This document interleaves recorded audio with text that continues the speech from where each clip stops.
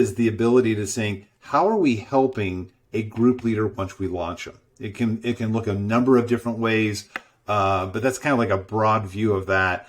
And I can kind of go through the 6 different type of zero point 0 version 1.0, 2.0 with that. So let me just kind of jump in 1.0. Let's go back to the very beginning, Derek. Let's go back to that. It's a close of 97, and I would say we were doing the traditional model. 1-to-5 ratio for every 5 groups. We were trying to get coaches, and that's really how we were trying to help our group leaders, was just giving someone who had been there and had done that. And what we found out was it wasn't working. There was just things that were broken with it, that I had tried it before for over 10 years at other churches I had been on staff with. And I thought, getting at Saddleback, it was like, hey, I'm at Mecca. Everything works at Mecca because, all the ground is fertile. And so, I just thought it would work there.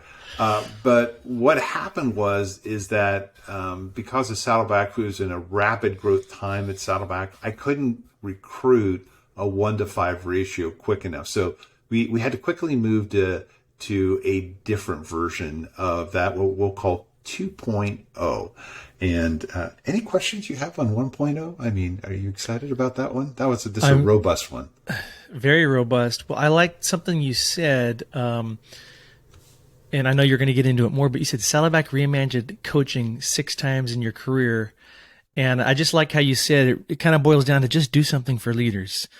Whether it's this big structure you've got or just something simple, just do something to encourage you. That was a nugget you said that I liked. Yeah, it was interesting too, because it really just led us to, getting into a room. And what we did is we went back to, the coaches who, our lifespan of a coach was generally about 6 months during that 1.0 version. And we went back to them and we said, why did you jump out of the game? And the only reason why we did this, I wish we could say it because we were trying to learn. The bottom line was, like I said before, I couldn't recruit enough coaches during the growth seasons of what happened at Saddleback to keep up with the number of group leaders we had. And so we had to go back and find out why were coaches not lasting. And one of the things that we learned from them was they were saying the number one reason was because they weren't getting calls back. And I know none of you listening to this ever have this problem with your groups, but with your coaches when they're talking to you, is that, hey, I called these leaders and they didn't get back to me.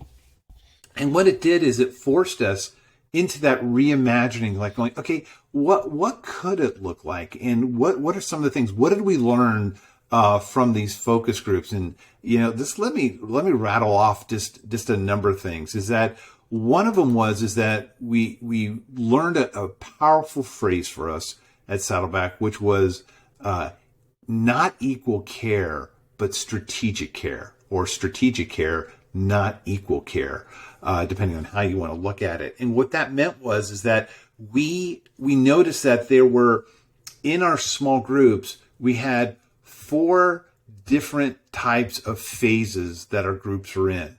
One of them was, and we call them the 4 buckets. In internal language, we call them P1, P2, P3, P4. But the first bucket was just priority care. These were new groups that we needed to engage with immediately. And we needed to engage with them, with a high frequency in the first, 6 to 8 weeks of their life of the group. And so there is high engagement. It's priority care for us. They're the most priority things. And you think about a new group is like a new believer. If you don't give, extreme priority care to the new believers in your church, they can die very quickly, because the enemy loves to kill things when it's young. Think of Moses, think of Jesus, when they were young, the enemy was like going, this is a pivotal point in history, and I got to Mufasa. Yes. You got to kill it very quick. Thank you for going into that Disneyland, analogy. So that was one of our buckets. Another bucket is we moved from priority care to more personal care. And these are people who were seasoned groups who have been through our leader training, our first phase of it, and it kind of triggered more of, they were a seasoned leader, good leader, but not well enough to be left on their own. The third grouping was more of phone care is what it came up with at the time. But these were people who have gone through the second phase of our leader training. They are doing an individual health assessment. They're doing a group assessment. They are really our veteran leaders. And then there's another grouping that we had to realize that was out there. And these were the people that needed persistent care. So you have priority care was one bucket. They are new group leaders. We had personal care, which is more of our seasoned group leaders. We had phone care, which was our veteran leaders who really are doing their job and everything we ask of them. And then there's the persistent care, which are really our stubborn leaders out there. Stubborn leaders aren't always bad. They could be cautious.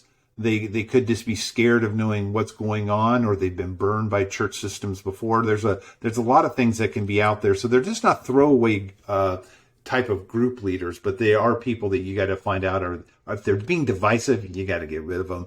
But if it's just really more of they're just cautious, that's a whole different story.